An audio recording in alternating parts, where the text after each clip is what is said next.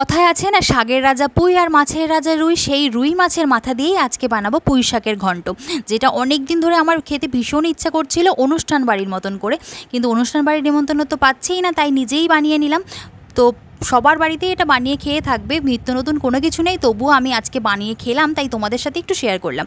প্রথমে মাছের মাথাগুলোকে লবণ হলুদ মাখিয়ে ভেজে নিয়েছি, এইবার পুঁই শাকগুলোও কেটে নিয়েছি। আর এই পুঁই শাকগুলো এত লকলাকা, এটা আমার কাকা শ্বশুরের জমিতে লাগানো, যেটা সার ছাড়া একদম খুব ভালো গলেছিল আর ভীষণ ভালো হয়েছিল খেতে। প্রথমে মাছের মাথার গায়ে লবণ হলুদ মাখিয়ে ভেজে নিয়েছি, তারপরে ওই তেলের মধ্যেই পাঁচফোড়ন, তেজপাতা, শুকনো লঙ্কা ফোড়ন দিয়ে ফোড়নটা একটু ভেজে তার মধ্যে আদা আর কাঁচা লঙ্কা বাটা দিয়ে দিয়েছি, আবারও ভেজে তার মধ্যে দিয়ে দিয়েছি কুমড়ো আর আলুটা।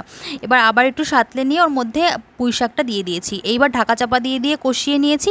যেই একটু সেদ্ধ হয়ে এসছে, ডাটা আর আলুটা সেদ্ধ হওয়ার জন্য সামান্য জল দিয়ে দিয়েছি। ফুটে উঠলে তার মধ্যে মাথাগুলো দিয়ে সামান্য চিনি দিয়ে নেড়ে চেড়ে ঘেটে ঘুটে নামিয়ে নিয়েছি।